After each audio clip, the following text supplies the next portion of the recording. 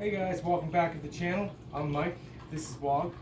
Tonight we're going to do the expansion of the vest. Last night we did a video on what's in my chest rig, my FLC, which we dubbed the Slick. This is the rest of what I would need to go with this. So it looks a little excessive, I agree. Not everything here goes at once, but that being said, let's get into this and see what we got going on here today. This is my battle belt.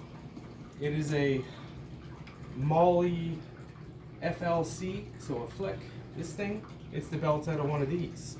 So you can purchase these pretty cheaply and just take the belt out and away you go. You got a whole pal's webbing set up. I have mine pretty full, as you can tell. I got the Molly 2 waist pack. I got several of these bad boys. I like these. Well, I got 3 of them. Love these packs. These are my favorite thing. They got their own strap. You can wear them over your shoulder. We'll show you what's in there in just a moment.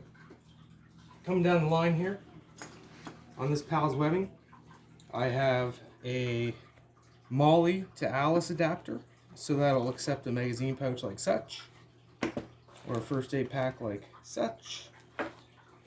It also accepts a machete. These little weird brackets that everybody doesn't know what they're for, they think you pass a belt through them like such. You don't. They go into the holes of Alice webbing, the 2-inch Alice webbing, feeds in and out and holds it quite securely. Your Alice pack will have these as well. Your CFP90 will have these. There's several. Whenever you see these little grommet holes, oh, and also your pistol belt. The LC1 and LC2 pistol belt have these holes all through it. If you're ever wondering what all those holes are for, it's to accept these type of brackets.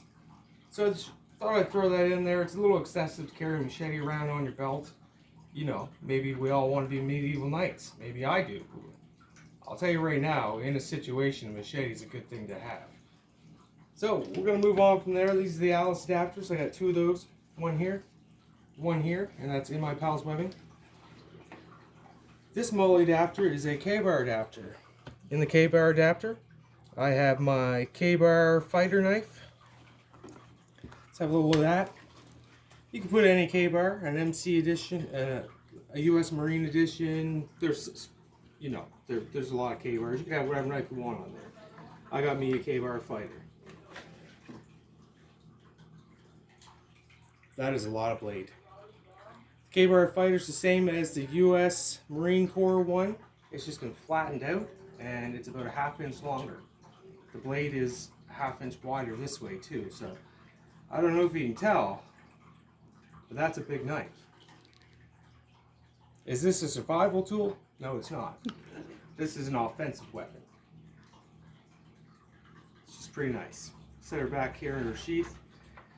And as you can see, I have that set up on a drop leg rig with its mounting hardware. It's a nice piece of kit. Moving on over here, we got lots to look at in here. This is my iPack. I have it on a drop leg rig as well.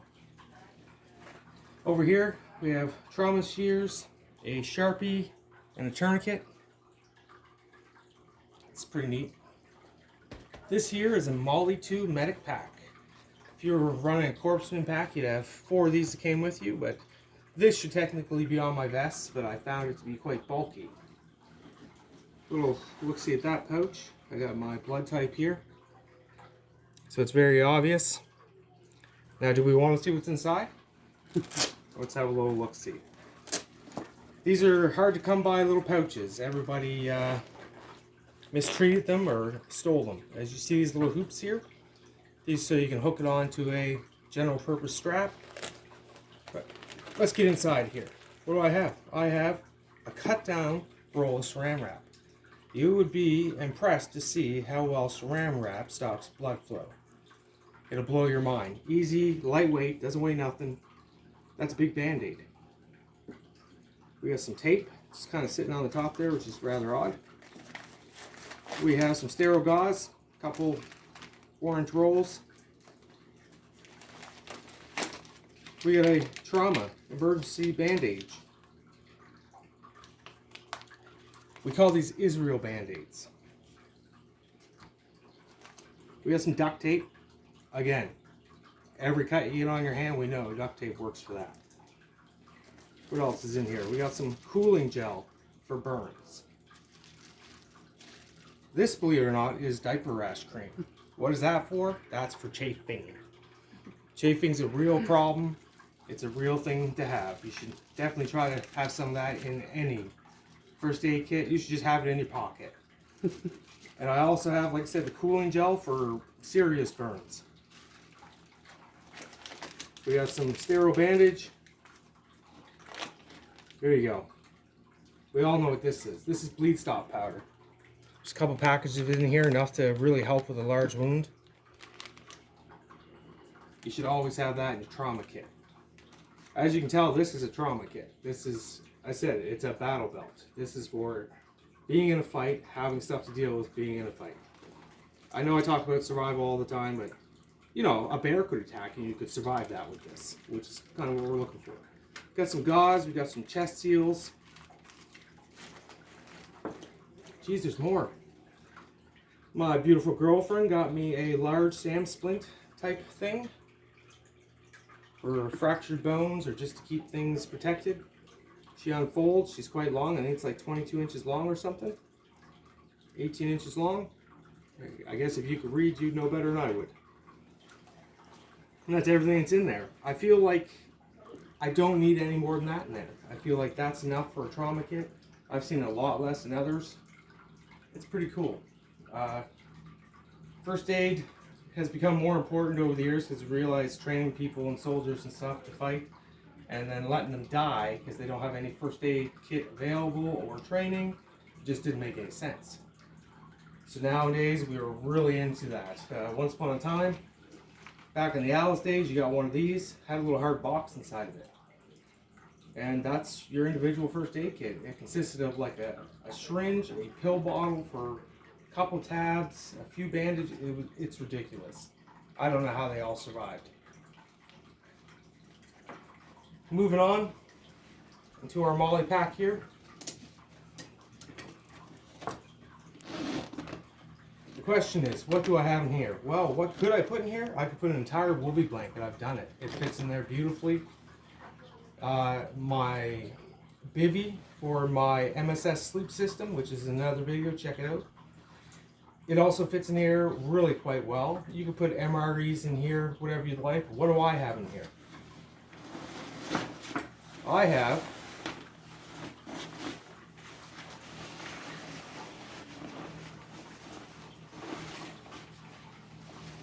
this. This is an improved wet weather jacket.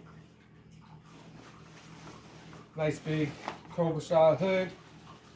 Folds up into itself. You can actually wear it as a cape. You're asking, why would you have that when you have a poncho? Well, the poncho is not really what I want in there. That's in an offensive situation or survival situation, I would have a can of bear spray. So that's, right now it's just filled with a poncho. The poncho I usually leave with my Woobie blanket to create the range rules, we all know. Anyway, this, as you can see, is quite large. Why is it so large?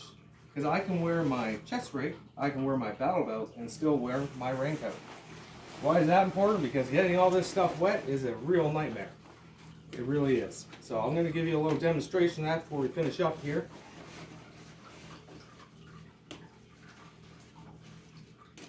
She's big and long. Do a little zoom in here on the tag. So the straps on the other side correspond and go over and attach these. These buttons, believe it or not, are actually for a field jacket liner. We've all seen the crazy little quilted padded liners that go in your M65 field coat. Well, they also fit in these. It also accepts the fishtail parka style ones, which would actually work better in this case. Give you a little warmth, get a jacket.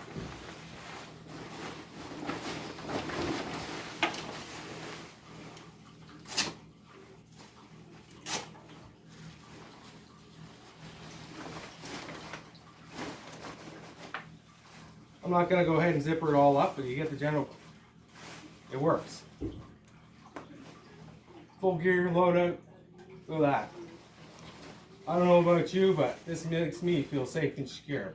This is going to help you keep a couple degrees in too. This is a waterproof jacket. It's not Gore-Tex. It doesn't breathe. So it's similar to a bivy bag. It will keep you quite warm. And again, it's quite long. You guys can't see the extent of the situation here, but she's down to my knees almost. And that's okay by me. Again, I'm wearing a chest rig. I can have my battle belt on. If I'm not wearing my chest rig, I can put it over top of a small patrol pack on my back, believe it or not. So that's what's in that bag. Now, how sick does this look? I like it. I do, I like it. Like I said, there's several things I could put in there. This to me just made the most sense because I can do this. Well, that about sums up the battle belt for today. We'll go into detail about some of these items along the way. I'd like to do a video on the Ka-Bar Fighter itself. My Rothko machete setup here. Why am I not carrying an Ontario Knife Company one? Well, they're expensive, hard to come by, and they can be brittle, believe it or not. Whereas this sucker, you can wrap it around a tree and then bend it back into place. That's why I have it. Well, thanks for tuning in, guys. Like and subscribe, and we'll see you next time.